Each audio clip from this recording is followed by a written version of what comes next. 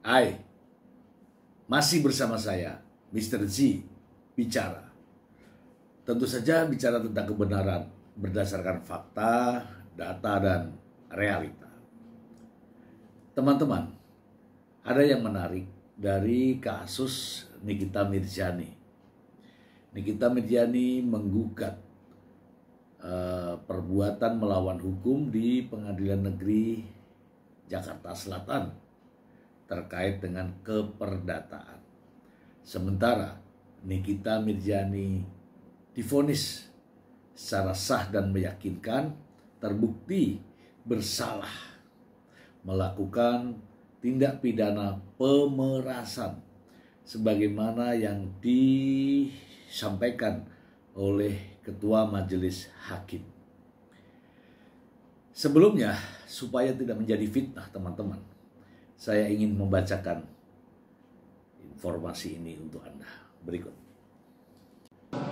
Di mana sebagaimana dipertimbangkan oleh Majelis Hakim dalam terpenuhinya unsur-unsur pasal dalam dakwaan pertama alternatif ke-1 sebagaimana uraian pertimbangan hukum di atas, terdakwa telah terbukti melakukan perbuatan pemerasan terhadap saksi Reza Gladys Pratianisari. Ini asli ya, bukan editan. Ini asli. Hakim ketika memutuskan vonis kepada Nikita Mirzani. Asli. Oke.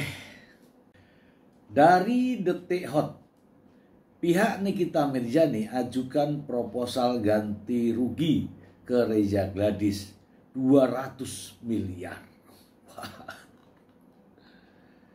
Jakarta, proses hukum perdata gugatan perbuatan melawan hukum yang melibatkan Nikita Mirzani dan Reza Gladys serta At-Taubah Mufid di Pengadilan Negeri Jakarta Selatan kini memasuki babak mediasi. Dalam upaya mencari jalan tengah, pihak Nikita Mirzani selaku penggugat telah secara resmi mengajukan proposal perdamaian kepada pihak tergugat. Tak tanggung-tanggung, proposal tersebut berisi permintaan ganti rugi senilai 200 miliar rupiah. Angka yang diharapkan dapat mengakhiri sengketa yang berjalan.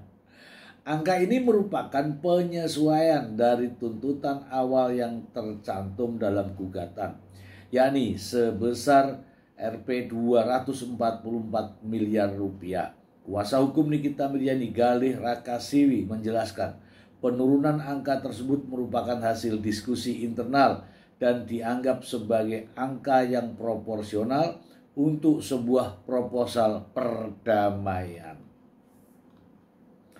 Dan gugatan yang kita ajukan di poinnya itu kan kita menuntut sebesar 244 miliar, di proposal kita ajukan 200 miliar agar diberikan kepada penggugat seperti itu. Itulah proposal pada intinya, meminta untuk dibayarkan 200 miliar rupiah, kata Galih Rakasiwi saat ditemui di Pengadilan Negeri Jakarta Selatan. Dasar tuntutan ganti rugi ini adalah kompensasi atas kerugian material immaterial yang dialami kliennya. Sejak ditahan pada bulan Maret terkait kasus pemerasan, Nikita Mirzani kehilangan kebebasannya untuk bekerja dan mencari penghasilan. Kita bahas yang ini nanti ya teman-teman. Dia seorang ibu dengan 3 orang anak, sekarang tertahan kebebasannya. Ya wajar-wajar saja dia meminta agar dibayarkan sebesar itu, kata Galih Rakasiwi. Pihak Nikita Mirzani sepenuhnya sadar proposal ini tidak serta-merta akan diterima. Mereka juga telah bersiap jika pihak tergugat justru merespon dengan melakukan gugatan balik. Galih Rakasiwi menegaskan hal tersebut adalah hak hukum pihak lawan dan pihaknya siap untuk menghadapinya.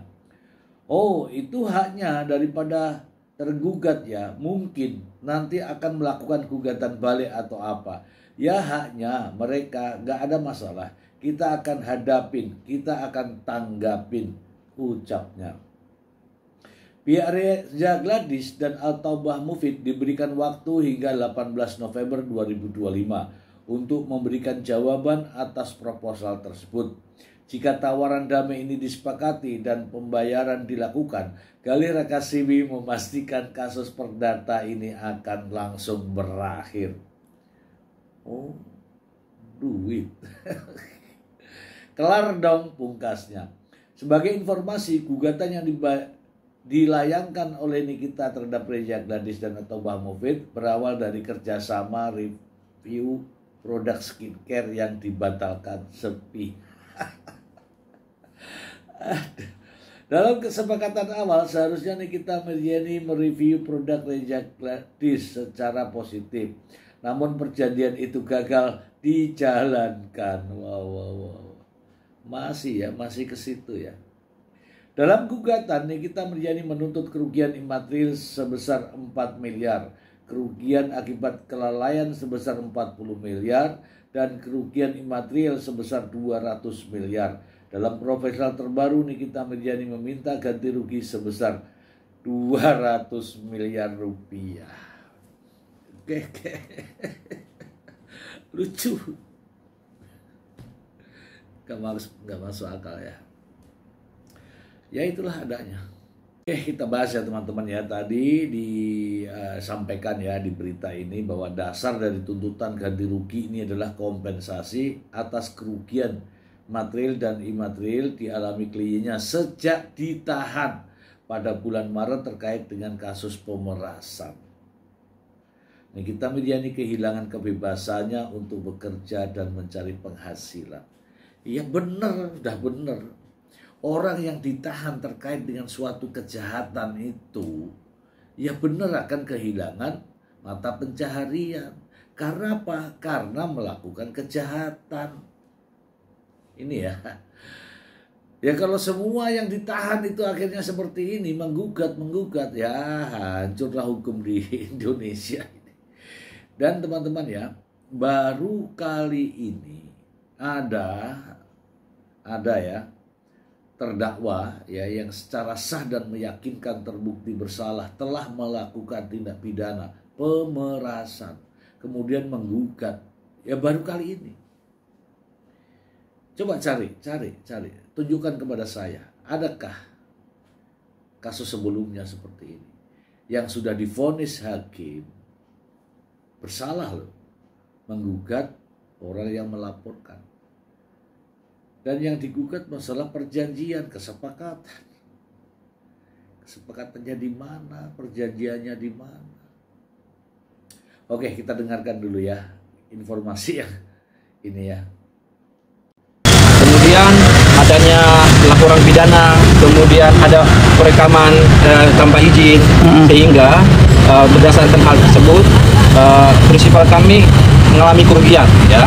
Nah, kalau gugatan kami itu di dalam gugatan perbuatan melawan hukum itu kan nilainya 244 miliar ya.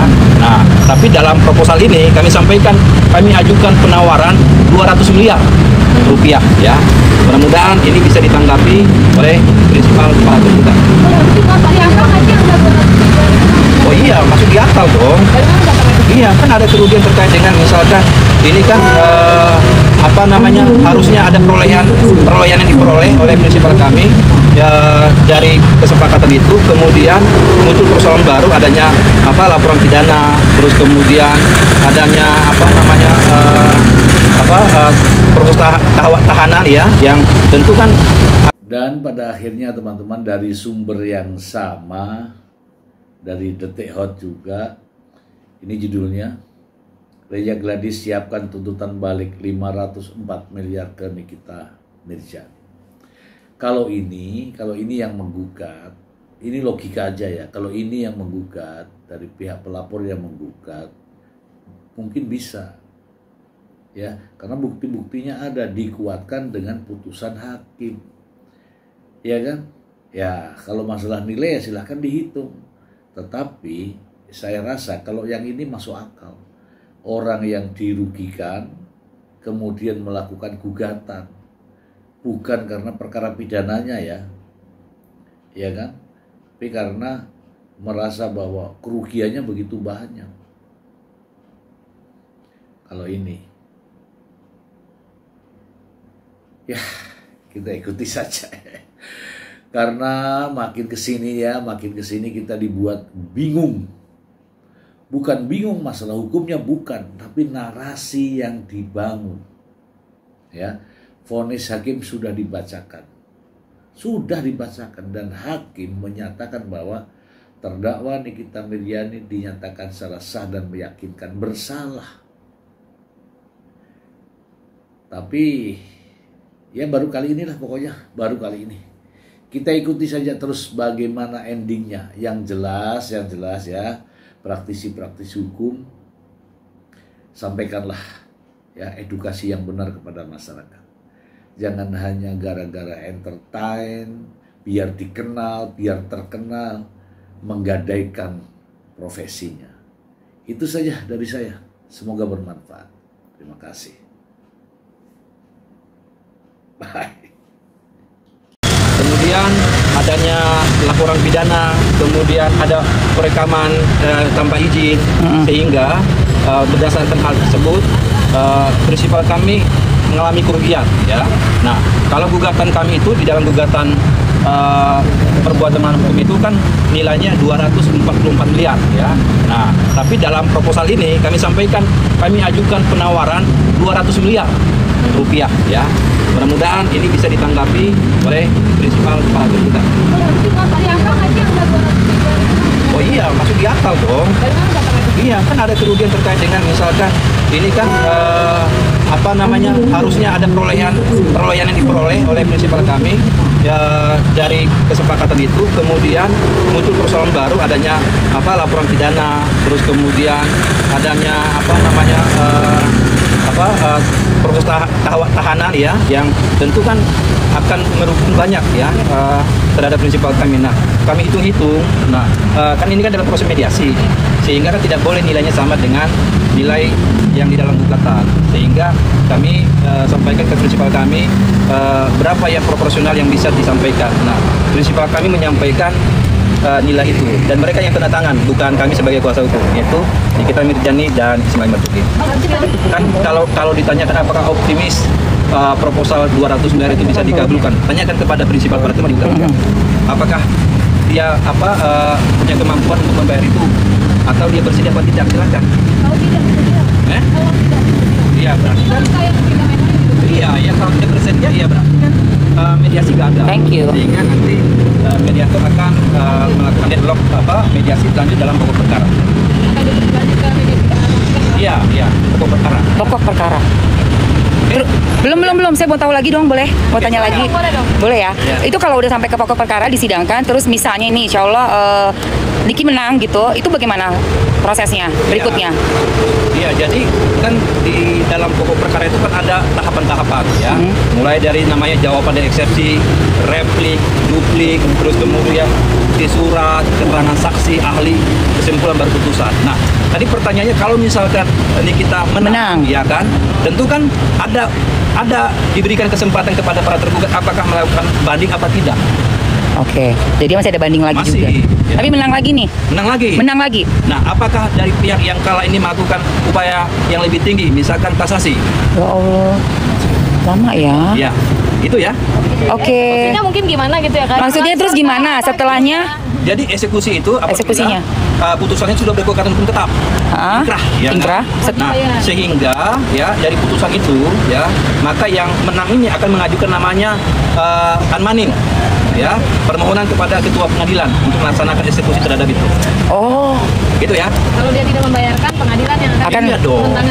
Oh gitu. Apa gunanya putusan? Oke. Oke, terima kasih ya.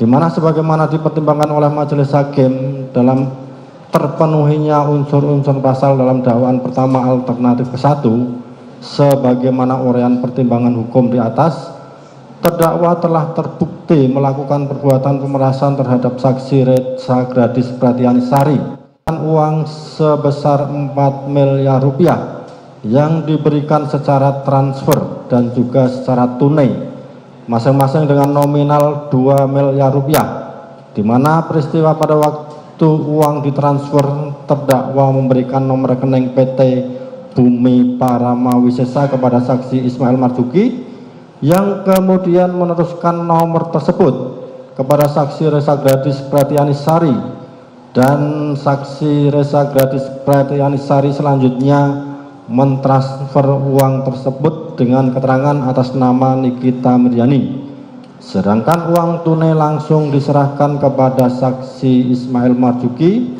yang meneruskannya dengan menyerahkan kepada terdakwa. Menimbang bahwa arti kata menyembunyikan menurut Kamus Besar Bahasa Indonesia adalah menyimpan atau menutup sesuatu agar tidak terlihat, atau dengan sengaja tidak memperlihatkan atau memberitahukan sesuatu, merahasiakan, sedangkan menyamarkan mengandung arti menjadikan atau menyebabkan samar, yaitu mengelirukan atau menyesatkan serta menyembunyikan maksud, perasaan atau identitas yang sebenarnya. Menimbang bahwa berdasarkan rangkaian tersebut di atas dihubungkan dengan arti kata menyembunyikan atau menyamarkan, maka terhadap elemen unsur selanjutnya dari pasal yang didakwakan penuntut umum, yaitu dengan tujuan menyembunyikan atau menyamarkan asal usul harta kekayaan, menurut majelis hakim tidak